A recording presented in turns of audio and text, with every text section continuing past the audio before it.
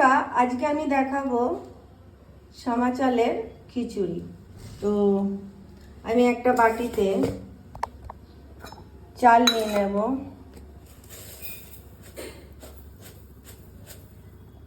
সামা চাল কিছুটা পরিমাণ, যতটা পরিমাণ নেব আমি ততটা পরিমাণই মুগের ডাল নেব।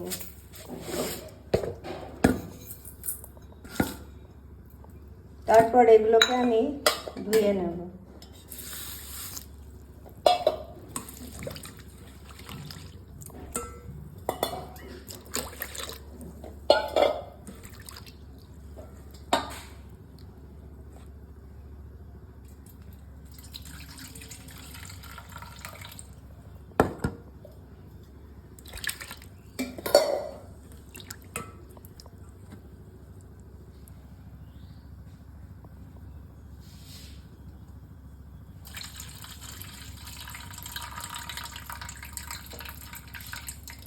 এরপর আমি চুলাতে ফুটন্ত গরম জলে এটাকে দিয়ে দেব।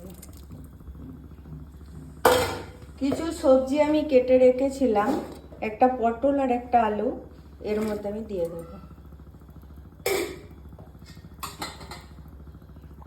এরপর ছোট চামচে আমি হলুদ দিয়ে দেব, লবণ দিয়ে দেব স্বাদ মতো। তো ছোট টিস্পুন আমি 1 টিস্পুন জিরে গুঁড়ো দিয়ে দেব এর মধ্যে। তো এটাকে বয়েল হতে দেব। ফিরে এলাম 20 মিনিট পর। দেখুন বন্ধুরা, আমার খিচুড়িটা হয়ে গেছে। আমি একটু এর মধ্যে ফোড়ন দিয়ে দেব, তাহলে খেতে আরও সুন্দর হবে। আপনারা যদি চান এর মধ্যে একটু মিষ্টি দিতে, চিনি ব্যবহার করতে পারেন।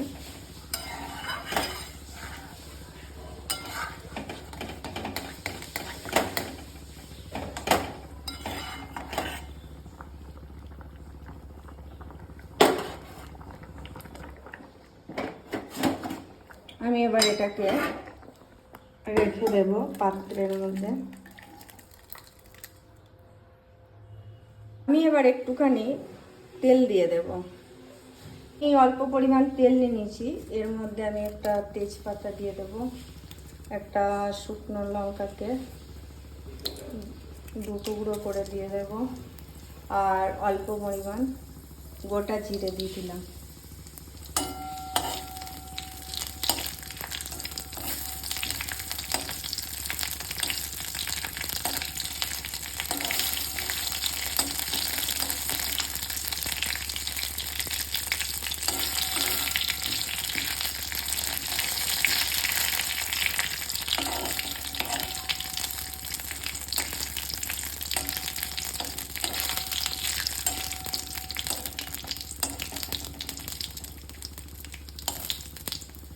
এবার আমি এটাকে ওই খিচুড়ির মধ্যে দিয়ে দেব।